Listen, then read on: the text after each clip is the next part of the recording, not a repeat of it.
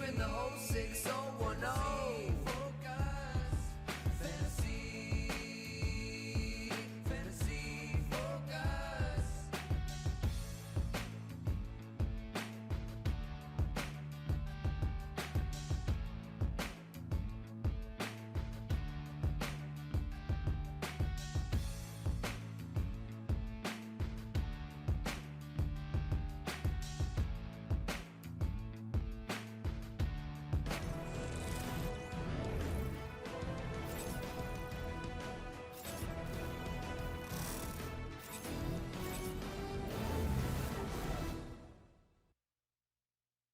Today's live stream is brought to you by Hotwire. I'm Field Yates, and you can find us on ESPN's Twitter page and YouTube page and Facebook page, and of course the ESPN app, one tap.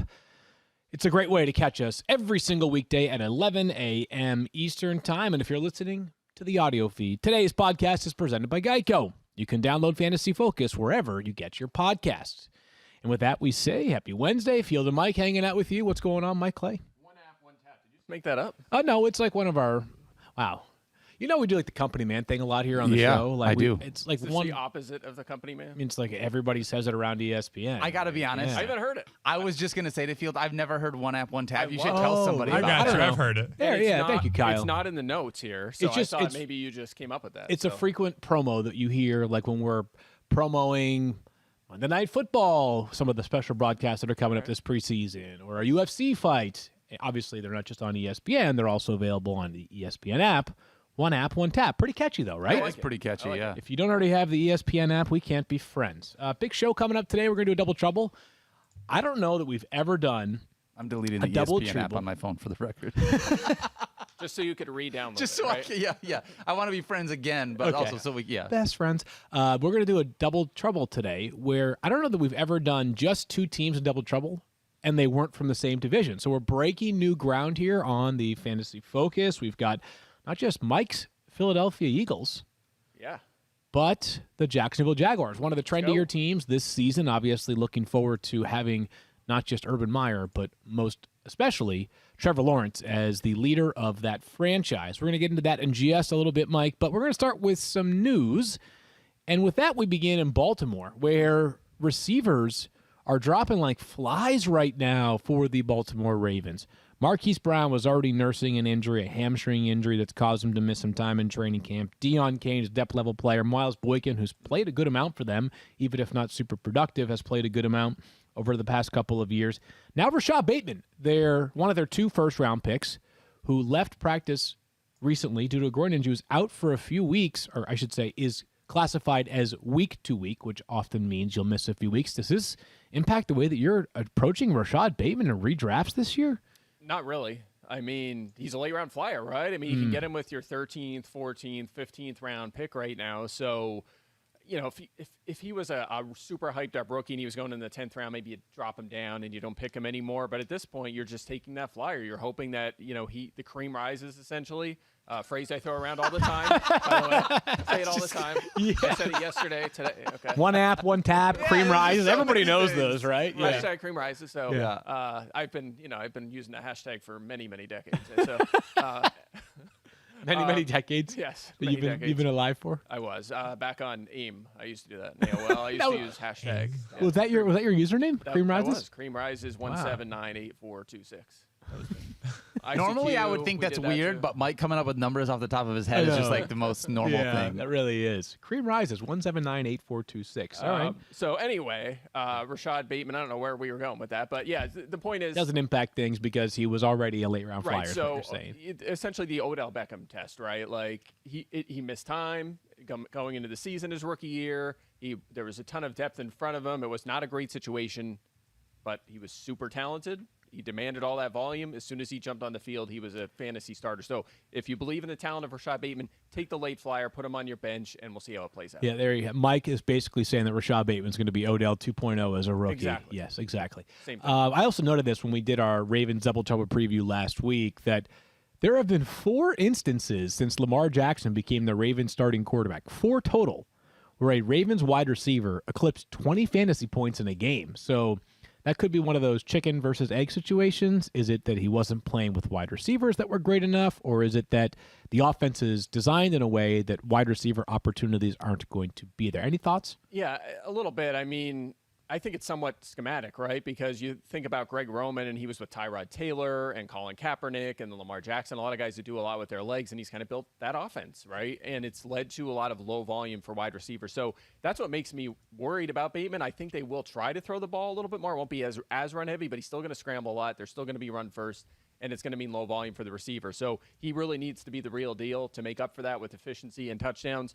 And just because he's so talented and a first-round pick, I'm willing to take that chance late in my draft, but I am a little nervous about the volume of the offense. Just a quick update here. I got an alert saying that John Harbaugh said wide receiver Rashad Bateman will be out for, quote, weeks with a soft tissue injury in his leg. That just came out 1 minute ago. So Coach Harbaugh saying weeks, not necessarily week to week. I don't know if that changes anything from that perspective, but still, if you're looking for a late round flyer in a draft, that's not going to change things once you get to that point in your draft. Yeah, Okay. I mean, that's not Weeks. Yeah, that's not as much of a different report, right? It was already weeks, now it's weeks. It's just framed differently, I Yeah, guess. So rather I'm not than sure. week We to need more week, it's context, weeks. right? Yeah. But again, when you're in that part of your draft, you're looking at a lot of similar guys upside. If you want to pivot to Terrace Marshall with Carolina instead, fine. You know, that's fine. These are all upside flyers. You're throwing darts. These are not guys you're going to start in week one anyway. It's guys that you hope can play for you at some point during the season, and maybe the Justin Jefferson or the James Robinson, or that's obviously the ceiling, but a breakout player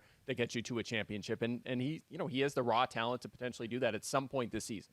We talked yesterday on the show about the Cowboys and did an entire breakdown of their offense on Double Trouble. Feel free to check that out wherever you get your podcasts, or rewatch the live stream. That's always available. Fun to go back and revisit those from time to time. And just to update a piece of news that we were sort of expecting at some point soon, Amari Cooper has been taken off the PUP list. A reminder that when a player is taken off the PUP list, it doesn't mean like automatically a back to 100% full strength and everything is hunky-dory and no need to worry about the injury he was dealing with at all. It just is an indication that he's trending in the right direction, and it precludes the possibility of a player missing 6 weeks to begin the year. I think that could come into play with Michael Thomas as an example, as Michael Thomas could very well remain on the PUP list once regular season roster cutdowns take place at the end of this month. This was not on the note, but just I thought kind of interesting, Mike. Yesterday, the NFL did alert teams that the IR rules that existed last year, and you may recall them. Last year, the NFL allowed teams to place an unlimited number of players on injured reserve, and they only had to miss 3 games last season.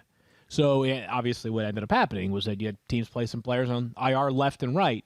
Previously, if you wanted to have a player return from IR, it was only a maximum of, I believe, 2 during the season, and he had to miss at least 8 weeks. So just this year, expect that we'll see a lot of bouncing back and forth, and be mindful of that as you're managing your IR spot during the season. Yeah, 100%. I think the actionable information here for commissioners is if you added an extra IR slot to your league last year, same rules, keep it.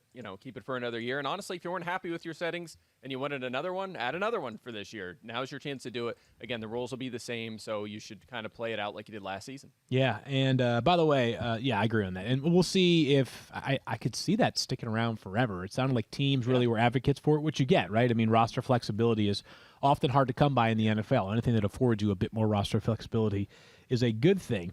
Got a couple of quarterback situations that feel like timeshares for the moment.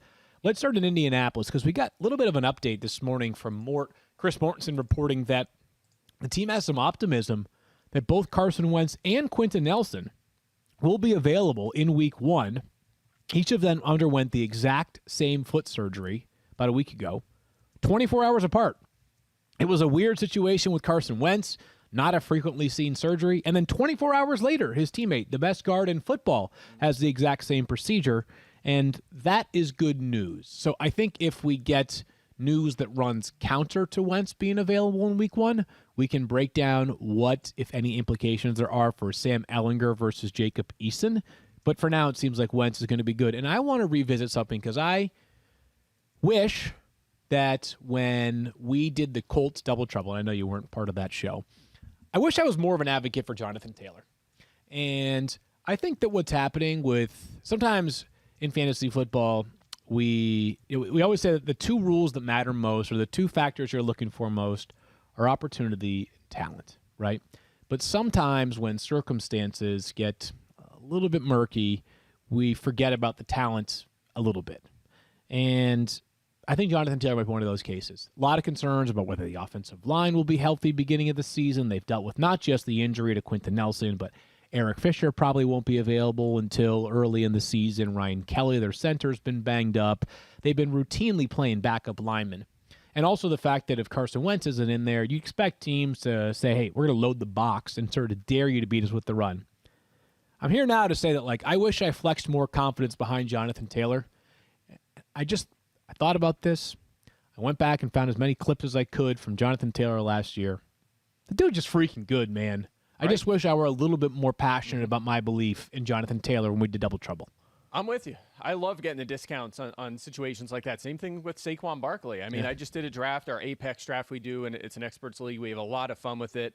Every year it's super competitive, and I picked 10th, 12-team league. Barkley at 10, Taylor coming around the corner. I'll take that all day long. Yes, is there a little risk in there? Sure. Am I there to win the league? Yes, I am. And those two guys together for the full season, if they pan out, I mean, that is huge for any team. And look, I'm curious to see now with, the positive news with the Colts and obviously positive news with Barkley too off the PUP. We don't know for sure what his early season situation will be, but I'm curious to see if the ADP start to rise back up, which would be disappointing because right now you can get such a value there. But I agree with you 100%. I barely moved Taylor a tiny bit in my rankings just because the talent, we saw what he did last season. I mean, he struggled and was a part-time player for a big chunk of last season. Or, well, at least he struggled, right? Once Mac went down, he had to play quite a bit. But Jordan Wilkins was worked in a lot, and he played a big passing down role. He still ended up, sixth in fantasy points at running back? Fourth, right? Yeah, so, I mean, he's really good, and you would expect his role to just increase this season. So I'm with you. I'm with you on Taylor. By the way, it might have been sixth in fantasy points, fourth in rushing yards for Jonathan Taylor last year. But bottom line, I'm a believer in the talent, and I let the moment of the gloom and doom that was surrounding Indianapolis probably overtake my true thoughts on Taylor last week. So now that we have news going in the opposite direction, it reminded me to kind of correct that. So file it away as we discuss the Colts throughout the rest of the preseason. But the 49ers are sort of doing a timeshare thing right now. Not really. Like, Jimmy Garoppolo's the starter, but Kyle Shanahan has opened the door to both of them playing in a game. We saw this a little bit with, like, Joe Flacco and Lamar Jackson when Lamar was a rookie. Eventually, cream rises, Daniel, so Lamar Jackson took over as the starter. You've said that. You say that sometimes. Yeah, I've been saying it for expression. at least the past 10 minutes. So, it's one of my favorite expressions. But yes, the 49ers are at least entertaining a two-quarterback system here. Mm-hmm. You buying it or no? I'm not. Not a two-quarterback system, as in you go into a week and you're playing both guys. I mean, yes, we've seen, Jalen Hurts come in for a carry with the Eagles. We saw Lamar Jackson do it with Joe Flacco. You might get that, right? I have it projected that way, Lance to get a carry here or there. But I will say this. I think it's going to be a one-quarterback system very soon, and it's going to be the guy you traded all the assets for to move up in the draft to get. You don't do that if you don't need a quarterback or if you're happy with your quarterback situation. I'm sorry. History tells us that. If you look at the past decade of first-round quarterbacks, only one did not play as a rookie. That was Jordan Love last season. And almost all of them play within a month, or at least mid-season. Almost all of them are the full-time starter for their team. It's very rare to get past that point. So I think it's going to be pretty quick that we see Trey Lance as your 49ers starting quarterback. Yeah, no matter what they're saying, the proof will be in the pudding. I think by I don't know what week, because no one knows what week. I'm sure the 49ers don't even know what week. It wouldn't stun me though if August 31st, Adam Schefter tweets, the 49ers have decided to start Trey Lance. Jimmy Garoppolo will serve as the backup, available for trade, or something to that effect. Would not surprise me one bit at the end of preseason. We've seen Russell Wilson's a great example. Russell Wilson is the prime example, but it happens fairly frequently too, right? I mean, the cream rises, right? The cream does rise. Oh my gosh! But it happens. Lance is up for it. If he's a better guy, he'll be in there. Cream will indeed rise. We're going to talk about the Eagles and also the Jaguars as we begin today's Double Trouble. Double trouble. Double trouble. Double trouble. Double trouble. As of this moment, they're on double secret probation. All right, Mike, in Philly, let's begin with Jalen Hurts. And we know that head coach Nick Sirianni, in his first year in Philadelphia, has stopped short of naming Jalen Hurts the starting quarterback. I continue to read that as not that there's any doubt that Jalen Hurts will be the quarterback, simply that this is one of those sort of coach things that often happens, guys wanting to earn their stripes, so to speak. You see like 20 teams right now don't even have helmet decals on. Coaches want players to earn those helmet decals. It's more that vein than anything else. We expect Jalen Hurts to be the starter unless, I know there's a room, this has been sort of the rumor mill that Philly could be in play for Deshaun Watson, but if something like that happens, we'll address it later. For now, it's Jalen Hurts' show. How much to read into the 4 games that happened last year, Mike, and how confident does that make you in Jalen Hurts for this year? Yeah, I'm up and down on this one, right? First of all, I liked him as a prospect coming in last year, right? Okay. But he fell to the second round, and as I'll get to in a second, history not too fond of that level of pedigree. But look what he did in the 3 games that he played. 847 passing yards, 5 passing touchdowns, had 238 rushing yards, and a touchdown. He was QB3 in fantasy those 3 weeks, really. The 4th member, he got pulled out of that game. So 3 full games was the QB3 in fantasy. Now, a lot of people are going to point to his poor efficiency. There's something there, 52% completion rate. The yards per attempt wasn't good, but you need context, right? He was the most aggressive quarterback as a thrower in the NFL last season. Average depth of throw, highest in the league, 13.8 yards per completion was tops at quarterback. So you have to kind of weigh that, right? He was actually maybe a little below average, not horrific in terms of passing efficiency. So keep that in mind. The offensive line will be healthier. That helps. The targets, okay, young. Rager and obviously Smith are very young, first and second year players, good tight ends. The supporting cast around him is okay. But here's what it comes down to for me. Now, again, I told you I was high on Hurts last year, took him in a lot of dynasty drafts. He was not very expensive as a backup to Carson Wentz. I traded him in all of them this offseason. I got Trevor Lawrence in one, packaged him for another player in another one. I can't remember who it was. But I moved on, and I'll tell you why. I looked at my top 25 dynasty wide receivers or dynasty quarterbacks. Okay, top 25, and maybe you disagree with the order, but essentially, if you did it or anyone else at home did it, it would be roughly the same 25 guys, right? Okay, 21 were first-round picks. I mean, think about that. The quarterbacks that are exceptions: Tom Brady, Russell Wilson, Dak Prescott, and Jalen Hurts. I mean, that matters. Like the NFL is good at scouting quarterbacks. You know, I mean, I know that some of the early first-round guys don't pan out, but when it comes down to it, the guys that end up as franchise quarterbacks and starters in this league for a long time are almost always first-round picks. Right. That's just the way it works. It's hard to be an exception. And look, pedigree isn't everything, Field, but it matters to me. And there's just not a good resume of second-round picks. There's a reason he fell that far. And that bothers me a little bit. Yeah, I would say what's more concerning for me for his dynasty value is the fact that I don't think that the speculation surrounding Deshaun Watson is just smoke. I think there's something potentially there with Deshaun Watson and Philly. It may just happen next offseason when, as we know, Philly is equipped with potentially 3 first-round picks. Philly fans are obviously very excited that Carson Wentz could be back as soon as week 1 because they need him to play at least 75% of the snaps or 70% of the snaps in Indy to make the playoffs to get that first-round pick from Philly. So, from Indy. All right, so separate and apart from the dynasty value, though, you talked about a lot of the favorable stats. In 4 games last year, he had 4 starts. He had 46 rushing attempts. It was 18, 11, 9, and 8. Hopefully my math is correct right there, but I'm pretty sure that was the specific number by week. So despite the fact that it was declining still, the floor was 8, and that was a game in which, as we all remember, he left early against Washington. They put in Nate Sudfeld. We can parse out whether that was smart or not at a different time. But he also had 2 340-plus yard passing efforts in those 4 starts, right? To your point, Mike, he had the was it back-to-back weeks with bombs to Deshaun Jackson? At least one of them was to Deshaun Jackson. Like, he could certainly chuck it way down the field, and they have a potential elite deep threat in DeVonta Smith. So there's reasons to believe that the vertical presence will be there too. Yeah, and I just say this, is that, so he had 11.5 rushes in those 4 starts. Just some context. The top 3 rushing quarterbacks on a per attempt or attempt per game basis last year, number 1, Lamar at 10.6. Number 2, Cam, 9.1. Number 3, Kyler, 8.3. As we've discussed recently with Cam, in basically worst-case scenario, he was quarterback 16 on a points-per-game basis last year. I think that the rushing floor is just so freaking high with Jalen Hurts that I have him ranked as quarterback 11, and I feel like the range for Jalen Hurts, I don't think his ceiling is on par with some of the quarterbacks that can do it both, Josh Allen types or Lamar Jackson types or Dak Prescott or Russell Wilson's. But I also think the floor is significant enough that I'm going to have him ahead of perhaps better passers, and I think it's no slight at Jalen Hurts to say that a Matthew Stafford's a better passer than him, maybe even a Matt Ryan's a better passer than him right now. That I think at that range of like 8 to 12 feels pretty appropriate for Jalen Hurts if he plays all 17 games. And I think that's fine. I think earlier in the offseason there was a little too much hype there. He's kind of settled in a little bit, so now you could take that chance, right? Because you're not crushing your team by taking Jalen Hurts and expecting top 5 numbers, you know?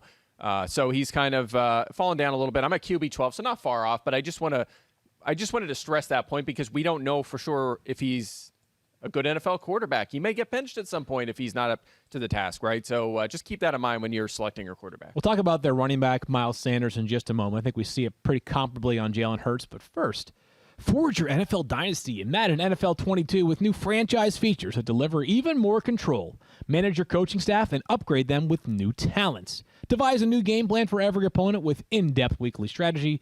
Experience the ups and downs of a real NFL season with the enhanced season engine.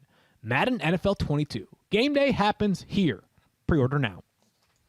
Do you own or rent your home? Sure you do. Yeah, I'll bet it can be real hard work too, huh, Field?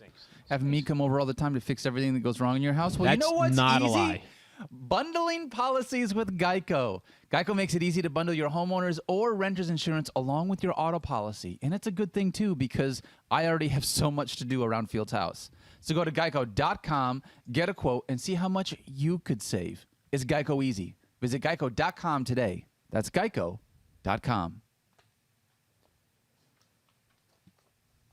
All right, back with Miles Sanders chatter, and he was RB17 in terms of points per game last year, Mike, at just over 14. He played in 12 games. He had 164 carries for 867 yards. Interesting player and sometimes interesting to rank. Daniel's highest, most optimistic on him at running back 15. I have him at RB19. You have him at RB17. I believe Matthew's a little bit later. But his ADP is RB17, late 4th round. So we're kind of all in that ballpark for Miles Sanders. I think at times, Mike, the extremes are too significant for Miles Sanders. There are people that say, like, this guy could be easily a top 5 running back in fantasy, and there are others who say, like, he's nothing more. Philly will never commit to him full-time, especially with the coach, that his history as an offensive coordinator was very much running back by committee. I kind of feel like we've settled in the right spot on Miles Sanders as a late back-end RB2. Yeah, and I think I'm kind of mid-pack. I'm 17th. That's about right, I guess. But I'm more optimistic than most, right? Hold on. First off, I'm 17th. That's about right, I guess. Is just like being like, yeah, my ranking is obviously the one that's correct. No, that's not what I meant. I meant what he says. No, we get it. We get it, right? Yes, he will finish exactly 17th. Okay, you're way too high. You're way too low. Okay, that's anyway. I'm wearing an Eagle shirt. I think I would know. That's fair. All right.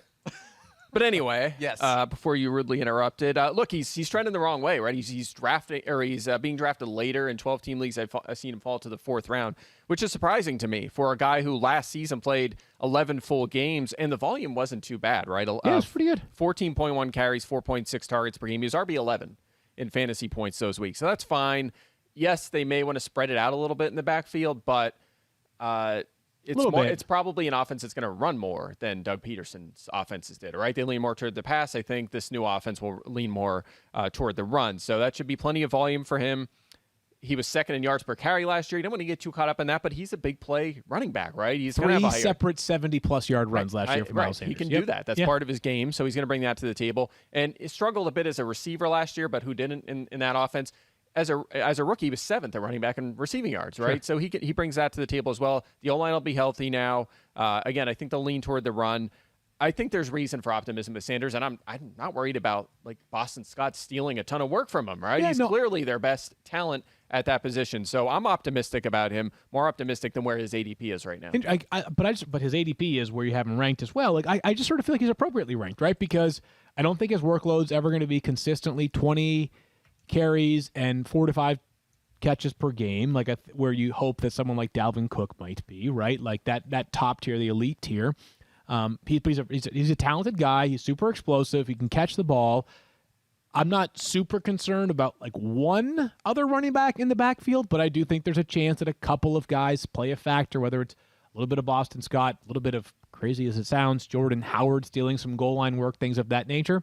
And as you mentioned, a little bit of receiving issues last year and fumbling issues last year. He fumbled 4 times. I really think he lost 2 of them. Like, those are the kind of things that can get you in the doghouse quickly. But, like, he's going to end up being like, he's going to, I don't know about 0 RB, but if you are wide receiver heavy with the Travis Kelce in there early, I'm okay with walking away with him as my top running back. Yeah, and I'll just say, with his ADP, it depends kind of who you're drafting with, right? Like, I think across the United States of America, he's kind of trending the other direction.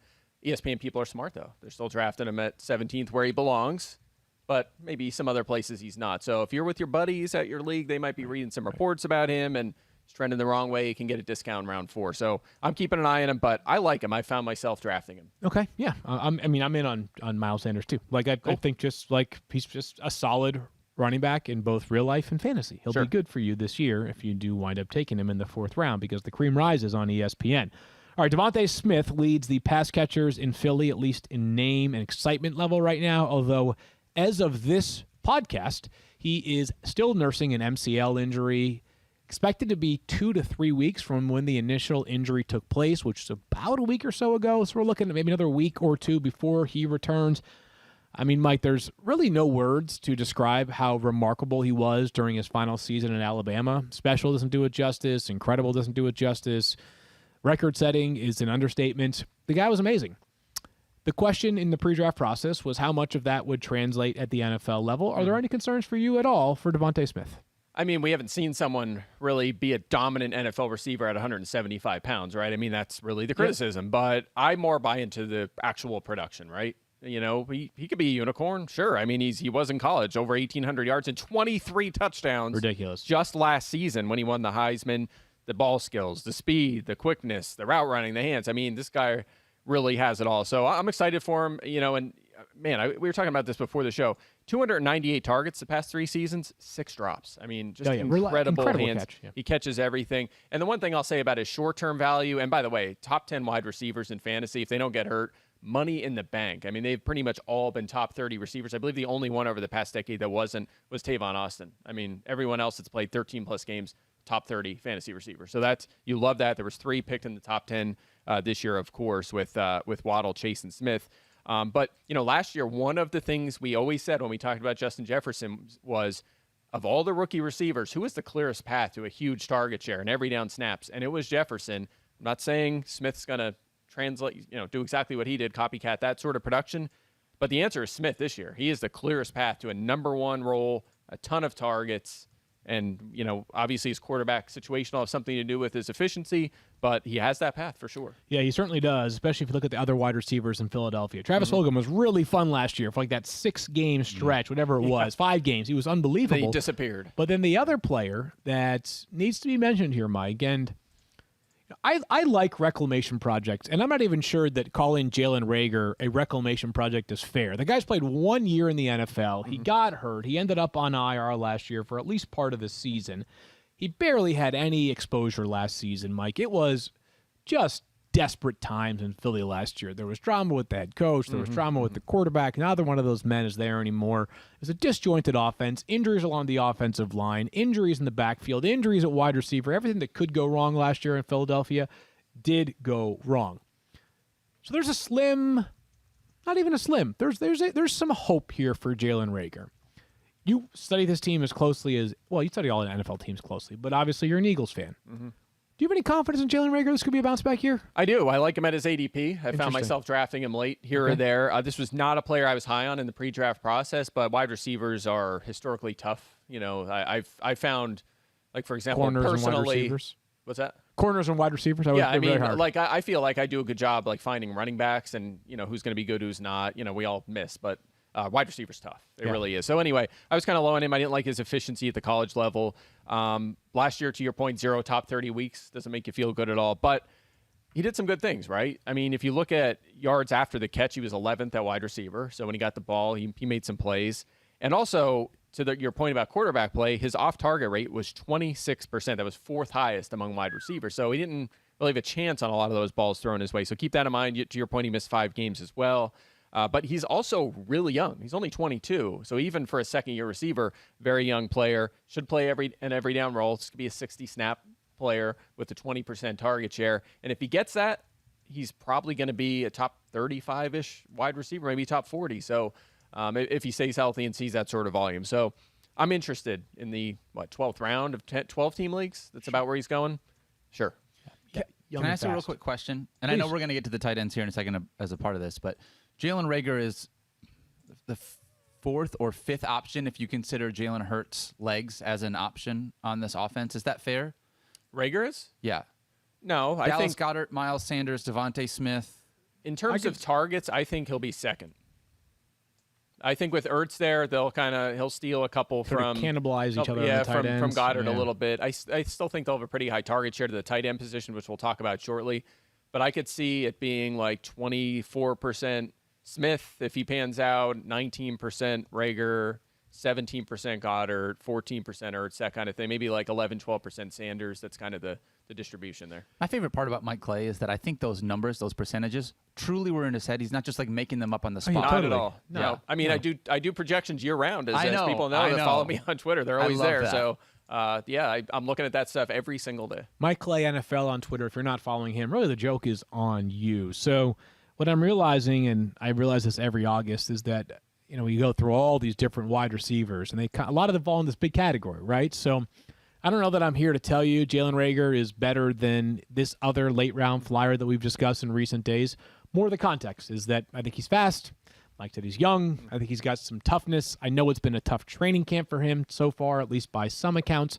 So not really necessarily prioritizing him, but he's going to be one of those names that if you're looking for, as Mike noted, a potential number 2 target in his own offense, he would fit that bill. Yeah, yeah. I love them late-round high pedigree talents, 1st and 2nd year guys, whether it's a rookie or think about it like a DJ Chark or maybe Tyler Boyd was year 3, but those kind of guys, right? If they're really talented, they're drafted early, they still have a shot, a path to touches, take a late flyer. Those guys, they hit. Those are the guys that hit. So we got 2 tight ends in Philly for right now. It's no mystery that Zach Ertz would prefer to play elsewhere. It's also no mystery that Philly does not want to trade him without getting something back in return. Problem is, Zach Ertz is due a lot of money for a guy that's not play well last year, and I believe he feels like he deserves a new contract. And I'm not here to dog Zach Ertz. The guy's been an unbelievable player for a long time. Another example of a guy who had everything go wrong last season that could go wrong. But with the 2 tight ends in Philly, it's hard to plant your flag on either of them as a lock-it-in difference maker at the position, which for many years Zach Ertz was. But we clearly have a preferred target amongst these 2. It's Dallas Goedert, tight end 9 for me, 8 for you, 7 for Daniel. So in descending order right there, his ADP is tight end 8, Mike. Good player. Solid target share last year when he did play. Has missed some time over his first 2 seasons, but good solid player. The limiting factor is just that Zach Ertz could bounce back, maybe not to where he was 3 years ago, but bounce back to a closer version to himself, and all of a sudden you've got Dallas Goedert splitting targets with yet another tight end. Yeah, I'd feel better about him if Ertz was not there, obviously. But he did see pretty generous targets even when Ertz played last season. So you like to see that. He played at least 80% of the snaps in 9 games last season. Tight end 3 in fantasy points, so just under 7 targets per game. He's been top 11 in fantasy points per game at tight end each of the past 2 seasons. It should be a tight end friendly scheme, we would think. Coming from, this scheme in Indianapolis certainly was. Philadelphia has been in the past, and you would imagine would be now. So I think he is now their certified number 1, which he never was in past years. He's already produced in fantasy. I think it's his job. So I think even with Ertz there in a reduced role from the past, he'll still play a lot. I mean, they don't have a really locked-in number 3 receiver right now, so I still think it's going to be a lot of 2 tight end packages out on the field. I still think he can overcome that and be, again, tight end 7, 8, 9, finish right in that range. Yeah, and I just think the upside is sort of limited if you have Ertz there as well. Like from sort of breaking through that glass ceiling and getting into the tier of a, let's say, not a Kelsey or a Kittle or a Waller, but in that sort of next little pocket of tight ends, maybe a Mark Andrews type that could have 8 or 9 touchdown upside every single season. What's your guess on the Eagles' record this year, Mike? What do you think? Yeah, it takes a while now because you have to 5.8 and 11.2 or something. No, it's not. It's 7.4. But you have to think about what the other. Yeah, of course, right. So it's not 7 and 9 now. It would be 7 and 10. 7.4 and 9.6. Yeah, 9.6. Yeah. God, I love Mike so much. There it is. Let's talk about the Jacksonville Jaguars. Really interesting team this year. They've undergone significant change this offseason. They had, of course, the first overall pick of Trevor Lawrence, made the job as desirable as pretty much any that became available this offseason, and it feels fitting to start with Trevor Lawrence, who right now, Mike, is being ranked accordingly. I have him at quarterback 13, you have him at quarterback 14, Daniel has him at quarterback 15. Talked a lot about my quote-unquote guys list this year, and I thought about putting Trevor Lawrence on my guys list. However, I'm reserving that right in case Trey Lance or Justin Fields is named the starter for his team because, and not that Trevor Lawrence is a bad runner. He's a very good runner, but I think there's a chance that Trey Lance and Justin Fields, who are a bit more dynamic, or definitely more dynamic as athletes, could have more design runs go in their favor. I'm sort of holding a rookie quarterback spot for either one of them on the guys list, but really excited about Trevor Lawrence. He is, and this is not hyperbole, is regarded as the best prospect in at least 9 years since Andrew Luck. Some people think he's the best prospect since John Elway back in '83. There's so much to be excited about right now in Jacksonville. No question about it. I'm super pumped. I mean, just look at, first of all, he has the size and a huge arm, right? He's prototypical size. He has the production. 40 games at Clemson, 90 touchdowns, 17 picks. 90. Unbelievable. 40 games. Also, and to your point about rushing, and I think this is kind of important, right? Because if you're in that range, right, like 12, 13, 14, you want to take a shot on a quarterback, you probably want a guy that can run the ball, right? Yeah. So let's talk about that because 776 yards, 17 touchdowns on the ground the past 2 seasons. Keep in mind this, by the way, and not that they were facing a ton of stiff competition, but in college, statistics, if you take a sack for 8 yards, that subtracts from your rushing total as a quarterback too. So that number is probably closer to maybe 900 or 1,000 exactly yards. Right. You're exactly right. So I looked back a little history here. So 2010 to 2020, 8 quarterbacks were picked first overall, right? So think about all that pedigree going first overall. 3 finished as top 10 fantasy quarterbacks: Cam Newton, Andrew Luck, Kyler Murray. Yep. All 3 had at least 255 rushing yards, and none of the other 5 reached 255. So all 3 that got there were top 10 fantasy quarterbacks. Can Trevor Lawrence get there is the question. The answer is absolutely he can get there. He has that ability. So that should make you feel a little better about his floor. And also, as we're going to get to here, pretty good supporting cast. Not to mention their defensive struggles. They focus their assets on the draft, on a couple of offensive players as well, especially in the early rounds. I think they're going to have to play catch up. They're going to have to move the football. A lot's going to be on his arm as a rookie. He's going to scramble. He's going to run. I think there's a chance for him to be a QB1 as a rookie. Yeah, he's tempting, that's for sure. He certainly is tempting because of the history, the talent, obviously, and as we'll discuss right now, pretty good players around him, which includes his teammate Travis Etienne. Now, when Urban Meyer took over this job, if you were to look at all the needs across the Jacksonville roster, there were a lot of them. One of them that you might have felt like positionally was not a need was running back. James Robinson was an incredible undrafted rookie free agent this past season. He was amazing. 15 games played, double-digit fantasy points in all of those games, double-digit carries in all those games. He was incredible. That being said, they did use a first-round pick on Travis Etienne. What do we make of this backfield right now in Jacksonville? Well, first of all, man, I remember hearing the words Travis Etienne come out of the mouth of the commissioner to go to Jacksonville. I was not happy about that. For either guy, for Robinson or Etienne, you wanted to see both of these guys find their way to a feature back role. So they're going to steal touches from each other. There's no question about it. But you look at Etienne here. I have him 24th on my board. I have Robinson at 28. So look, Etienne, super talented, explosive, good receiving chops. I loved his post-contact and force missed tackle production, just incredible, super productive at Clemson, high-end prospect. But Daniel, I'm going to turn to you now here. Yeah. This is a guy that can do it all. He can catch the ball, run the ball. I just don't know if he's going to have more than, say, 30% of the carries this season. It's going to be a lot of passing game volume. I think that's really the question for me is, and I don't know if you'll tee this up, the idea that James Robinson did so well last year and got so much volume. I mean, that was obviously a big part of what made him so good for us was that volume. But that volume's probably not going to be there given that passing we're going to ETN and the idea that, and we just talked about this, you don't draft a kid in the first round and not play him. It doesn't make a difference at that point. You know that they want to get him touches. So how are you looking at Robinson then, understanding that you like ETN? Are you completely avoiding Robinson? Is he being drafted a little bit too late? Should he be going a little bit earlier? You know what? I was low on him at first. I'm starting to creep up a little bit just because reports are kind of that Robinson looks really good. He's clearly in camp working as their number one guy. He's going to be their primary rusher.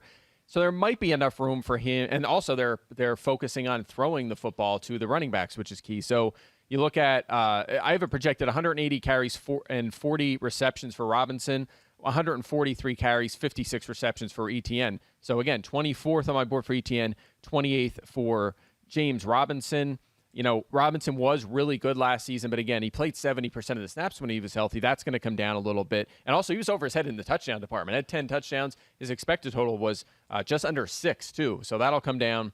But again, he's going to get most of the he'll have the leg up for carries for sure on this team. Get the goal line work.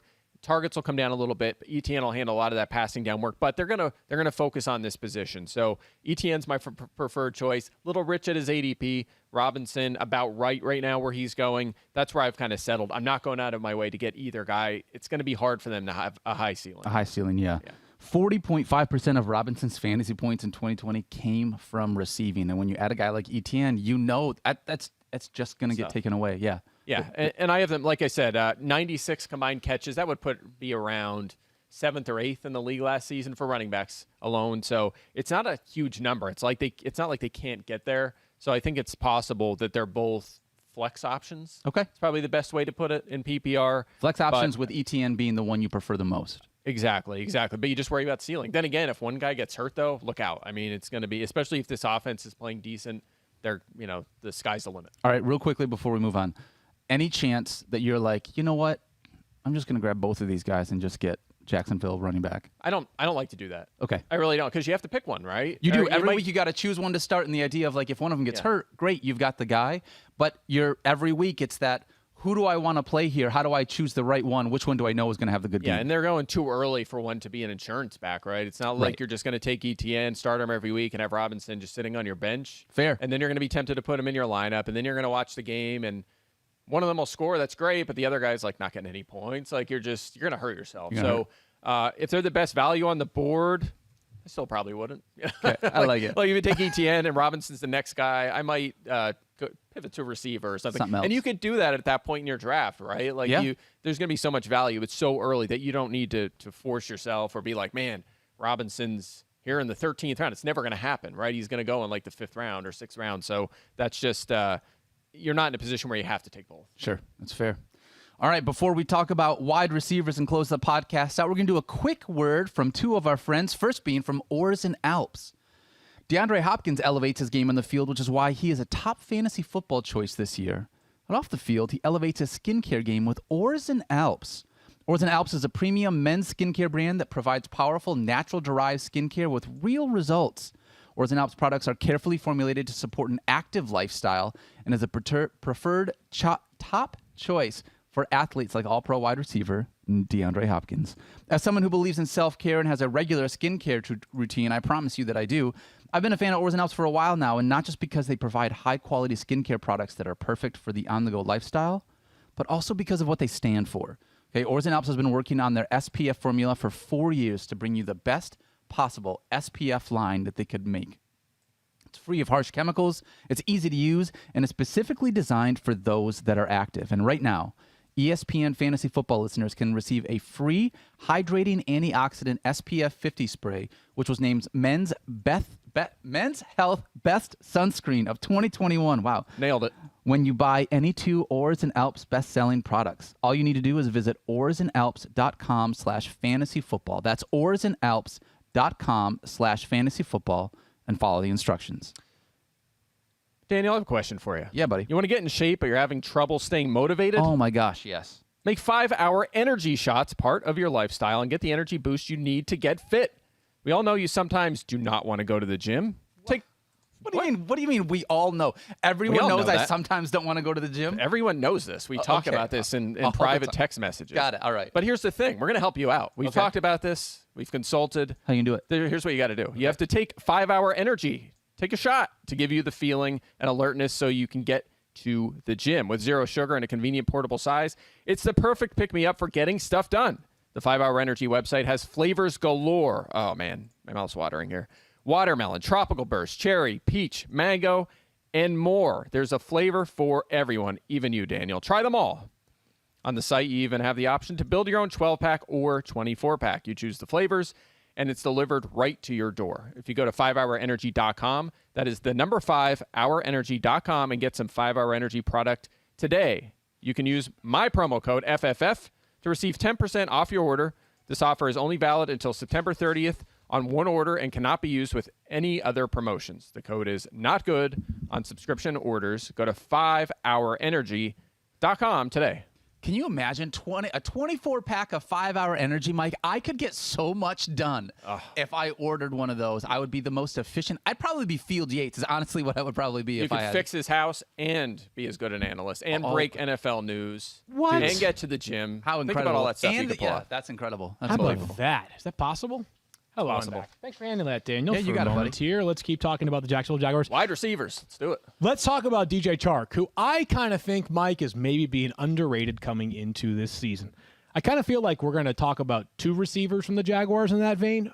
But DJ Chark, I wonder if we have to think more about 2019 than we do 2020 with Chark, who in 2019 was one of the breakout stars in the NFL. Remember, guy. that was his second season. Was your guy going I into literally, that year? Yeah, so Fantasy Football Now, week 1. Yes. Remember that? I remember The this. question yes. was, who's the guy on waivers you want that needs to be on rosters? And that was it. And I bought a jersey because I was so excited that one panned out. I mean, they don't all pan out, so you feel good when they do, right? No, and again, we Feel were great. talking You know, you about don't this get 'em all more. right. Is that like we're not looking necessarily for the James Robinson calls every year. We're looking for more the DJ Chark calls Yeah. or the players who go from really good to great year over year, and those are the ones that often are the most useful in fantasy. But back in 2019, a star, over 1,000 receiving yards, nearly 14 yards per catch. I believe it was 8 touchdowns that year, Mike. It regressed last season. 53 catches, 706 yards, and 5 touchdowns. Do I think there's a chance that... Well, let me ask you this. Who do you think is the most talented wide receiver on Jacksonville's roster? Do you think it's clearly Chark? Raw talent, just Yeah. raw athlete talent. I think it's someone else we're going to talk about, Laviska Shenault. Okay, so Yeah. okay, I gotcha. The reason why I ask is that, like, if you think Chark is the clear-cut number 1 guy on this offense in terms of talent at wide receiver, it's no stretch at all to imagine a scenario where DJ Chark goes back to 1,000 yards in a single season. Yeah, I mean, I could see it. I have him 36th on my board. I mean, keep in mind, last season he also had the 3rd highest off-target rate among wide receivers, Yeah, too. So the bad, quarterback issues were a problem for him. But again, he's still 24. You know, my case for him in 2019 was this is a guy with unbelievable speed who's 6'3". It was a 2nd-round pick. I mean, and has a path to volume in this offense. You know, it wasn't hard to see on paper why he was a breakout candidate. And you stand by that. I mean, he's still only 24 years old. He should bounce back. He'll be healthier, hopefully, this season. And he's still in a position for a respectable target share, even with some of these other guys we're going to talk about in the offense. So maybe he doesn't have the ceiling to jump all the way up to 17th like he was. But where he's being drafted now, and he's trending down a little bit, you could perhaps grab him, and he could be a wide receiver 3, maybe a flex option. I think he's being way underrated this year, and I guess my ranking is not totally reflective of that. I have him at wide receiver 33, and I think what you find with wide receivers is that there are a lot of players that feel underrated when you look at their ranking, but then you're reminded of the depth of talent at wide receiver this year. But he's somebody, like, he's going to be one of my favorite values then in drafts, currently going wide receiver 37, as we discussed.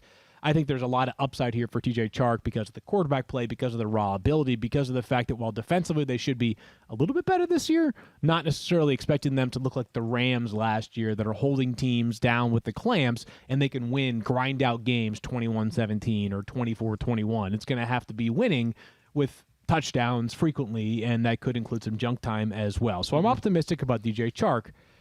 So let's talk about Laviska Shenault next, Mike, because you kind of teased how you believe he's the most talented of the wide receivers. Interesting player, right?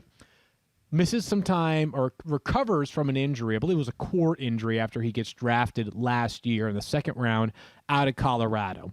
He ends up playing 14 games last year. He averages just over 10 yards per reception on 58 catches. Kind of a gadget player last year. He had 18 rushing attempts as well. Mike, what's the ceiling? What is the avenue to a breakout year for Laviska Shenault? Well, here's the thing, and part of the reason why I'm not super on Chark this year is because he's going in roughly the 6th round of 12-teamer. Shenault's going 2 rounds later, and I have Shenault ranked higher. Okay. So we might need a side bet here because you guys are both higher on Chark, so we maybe should have a little bit of fun with this one because I am in on Shenault. I think he's an absolute steal in the 8th round. My Ultimate Draft Board article comes out next week right around the marathon. And needless to say, he will be highlighted in that piece. So I'm trying to get him wherever I can. Look, last season, 58 catches, 600 yards, 5 touchdowns, also had 91 rushing yards. And look, he missed action during the season. He was a part-time player for quite a while last year, and he still put up a pretty darn good receiving line. And here's the thing. Receiver, in terms of fantasy points in PPR, he was 46th. And that includes the weeks he missed, right? So he finished 46 last year. That was only a 56% snap share. Some receivers play 85, 90, 95%, so that could go up a lot higher. His ADP right now is floating around wide receiver 40. So he finished 46th in that role. He's going 40th. It doesn't add up for me for a second-round pick and just a crazy good athlete, right? So I think he makes a big leap this season. And by the way, I know it's a new scheme now, new coaching staff. But after week 13, 8.3 targets per game. He started to flourish in that final month. I think he picks up where he left off and breaks out big time this year. Yeah, so do you wonder if they're going to utilize him comparably to how he was utilized last year, or do you think that new system, new vision, because last year the lack of deep targets was apparent, and that will be limiting to his fantasy value this year, right? I mean, he only had 8 targets last year on throws that traveled 20 or more yards in the air. It's hard to, like, if you're going to be averaging 10 yards a catch, just do the math. Like 10, 11 yards per catch, you got to have 85, 90 catches just to hit 1,000 yards for a season. And I think he could catch 90 footballs. Interesting. Right? Even Wow. if he stays in that role. However, reports are they want to utilize him more as a traditional wide receiver. So the carries could go down, the targets up. And I actually feel pretty good about that, especially with ETN and Robinson in the backfield. You want Shenault to be on the field in the slot or outside, and I assume he'll be in the slot quite a bit. So to your point, probably a lot of short to intermediate range looks because you'll have Chark on the outside and Marvin Jones on the other side. Fun group of pass catchers No doubt. we've already discussed. They have a huge hole at tight end right now. I mean, just a gaping hole at tight end. But they do have a third wide receiver who could emerge, Mike, and that's Marvin Jones, who last year, believe it or not, finished as wide receiver 18. He was wide receiver 26 in points per game. Maybe I have that wrong. But anyways, 14.2 points per game last year for Marvin Jones. That's correct. He was wide receiver 18 in terms of total points for the year. So, as usual, typical sort of finishes better than you remember Marvin Jones' season, Mike. But he's not ranked by any of the people in this room right now. Matthew has him at wide receiver 41. Why, for you, does he fall outside your top 50 wide receivers? Well, I mean, to your point, he finished 18th, but he was 3rd at wide receiver in routes overall in the entire NFL. He was 3rd in pass routes at wide receiver, finished 18th in fantasy points. He was the line's number 1 wide receiver. He now may be 3rd in line. I mean, who knows? Maybe he'll be 1st in targets in Jacksonville. It's possible, but I don't think he will be with Chark there. And, of course, I'm very high on Laviska Shenault. He's been a touchdown machine, and maybe he'll continue to dominate in that department. However, 9 or more 4 times since 2013, and exactly 9 in 3 of the past 4 seasons. That's hard to find for sure. That being said, over the past 2 seasons, 10 of his 18 touchdowns came in 4 games. Right. So, and not that those games don't count. They certainly do. But you had a 4-touchdown game and 3 2-touchdown games. And then you take every other game that he played, and he had a total of 8 touchdowns in those remaining, whatever it is, 26, 28 games. Totally fair. But I'll also say this, speaking of kind of crazy stats here, top 25 at wide receiver in end zone targets and average depth of target each of the past 5 seasons. So he's getting balls thrown to him near the goal line, and he runs a lot of deep routes, right? Sure. Kind of the opposite of Shenault, like what we were just talking about. So big play opportunity here. Like him more non-PPR, like him in best ball leagues, like him in DFS at times, right? So there's going to be opportunities to use Jones. I just don't know if he's going to be super consistent. Yeah, and he's a talented player. He got pretty good money from the Jaguars this offseason. I believe it was 2 years and $18 million. But more than anything, like the 3 wide receivers just excite me about the prospects of Trevor Lawrence sort of meeting or even exceeding expectations that we laid out earlier on in the show. I don't know how or where they find production at the tight end spot right now in the receiving game. Maybe the answer is they just don't. But they'd be an interesting team if one of those tight end trades comes to life at the end of the preseason. Like if a David Njoku ever got moved from Cleveland, or if a Zach Ertz ever got moved from Philly, or if insert other disgruntled tight end gets moved at the end of the preseason. Jacksonville, to me, would be a natural landing spot just in terms of a need. Yeah, I agree 100%. Right now, it's James O'Shaughnessy, probably going to get 2 or 3 targets a game. Man Hurts, right? They drafted Luke Farrell in like day 3, so pick, it's just I don't think it'll be a priority. Tim Tebow. How come we have not talked about Tim Tebow yet on this podcast? Who's that? It's a quarterback, right? Oh, retired baseball player. Yeah. Yeah, who knows? He might make the team, honestly. At this point, it would surprise me. It would surprise me a could. bit. At worst, practice squad for Tim Tebow would be my expectation, especially with larger practice squads this year, and I believe the same rules that applied last year, which basically made everybody eligible for the practice squad because teams wanted to have many, many players on the ready in case COVID impacted rosters last season.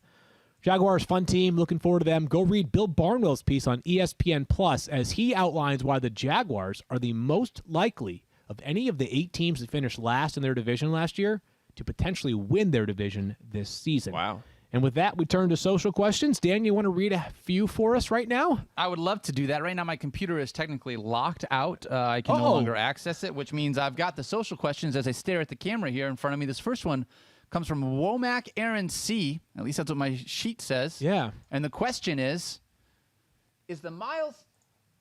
By the way, is your password still? I thought it was Hawkeye26. It still isn't put it back in there. Is the Miles Sanders, Boston Scott splitting carries talk legit, or is Miles Sanders a legit fantasy top 25 running back? So, Mike, you want to attack this one that we talked about earlier on in the show? Legit top 25. Yeah, that's an easy yes for sure, easy right? yes I'm not on the worried about second that. part. In fact, those carry distribution you heard about have kind of split apart, right? There was a report they were splitting first team. Since then, that has kind of spread out. Don't get caught up in that. Come Miles on, Sanders' job again. Yes. I think the biggest impediment could be if Jordan Howard gets some goal line carries, but not too worried about that. And he may get cut with Kerryon Johnson there and Kenny Gainwell. Kenneth Gainwell is kind of interesting, fun name in dynasty leagues. I like it. All right, next one up comes from this one comes from Aussie NFL fan. Hurts boom potential. Can A.J. Brown and Julio both hit with top 10 with Henry there? Anyone on the Jags even worth drafting in the first 8 rounds? Oh, my gosh, that's 3 questions. That's 3 for one. 1 special. All right, so the boom potential. So I think we feel like the boom potential for Jalen Hurts is I don't know. Like, again, I don't know that he has the ceiling of 5 or 6 or maybe even 8 quarterbacks. If he's the next NFL superstar and runs like he did last year, absolutely he does, right? Okay, I mean, interesting. On a weekly basis, he has that upside, right? But on a season-long basis, that's the point. That's where it's riskier to count on him as your quarterback, Can Julio Jones and A.J. Brown both hit top 10 with Henry there? I don't think so. Nope. I think A.J. Brown can. Julio Jones probably more like 15 to 18. And then is anybody on the Jaguars even worth drafting in the first 8 rounds? Yes. Yeah, one of the 2 wide receivers probably, right? Yeah, the receivers. We talked about the running backs. Again, probably I think Robinson's the better value right now based on ADP. But, the answer is yes with the wide receivers for sure. Sure. All right, this next question comes from literally Neil, I believe. Does ETN really, and that's in like air quotes, hurt Robinson that much? They seem like totally different roles. I believe those are asterisks meant for emphasis. Oh, asterisks. Yes. Yeah, he does, right, Mike? I mean, just like the passing game could change dramatically, and like as great as James Robinson was last year. This is Travis freaking Etienne. Like this guy's one of the best runners in college football ever. Like one of the great running backs we've had, and I know there's been a ton, so maybe people will chirp back on that. But Travis Etienne scored a touchdown in more games in his college career than any other player in NFL history. He literally lived in the end zone while he was at Clemson. Crazy. Just crazy. Put it this way. I'll ask you this. Let's say one of those 2 guys was out for the season, right now. Would you move the other guy up significantly in your rankings? Yeah, James Robinson would be like a top 8 or 9 back. Of course you would. So the answer is that answers itself, right? Of course they hurt each other. Either one of them would get a lot more touches if the other was not there. All right, last question for the show. This one comes from the Big West. The question is, if Ertz is still on the team week 1, how much does he affect Dallas's ranking? I'm assuming he's talking about Dallas Goedert and not the entire Dallas Cowboys team. That's probably a fair assumption, Daniel. I kind of like that vantage point right there. Oh, I appreciate that.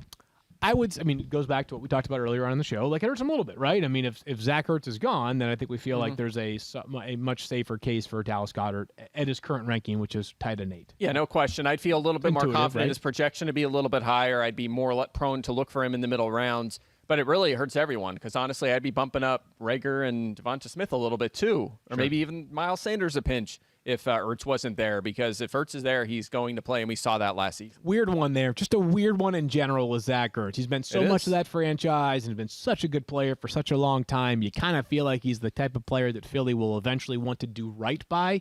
He seems unhappy. I think that's no mystery there. He has showed up. This is kind of reminding me of the opt-in that we're seeing around the NFL these days, right? It's so prohibitive to not show up to work financially that you got to kind of show up, take your lumps, be a good player, be a good teammate, and hope for the best. It feels like there's still at least a chance Zach Ertz could get traded this offseason. How about Ertz for C.J. Henderson? That seems even, right? Yeah, why not? I mean, Ertz has way more catches in the NFL than Henderson. Yeah, does. Henderson has 0 fantasy points in his career. Exactly. Ertz has many of them.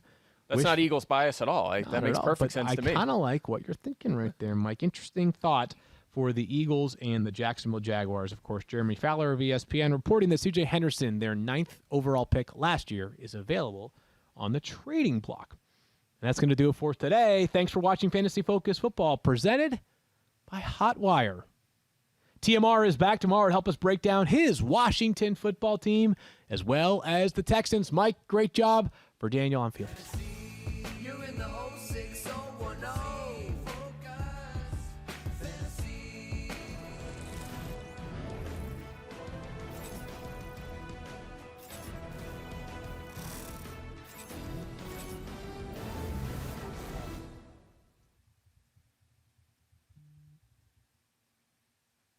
Thank you, Daniel.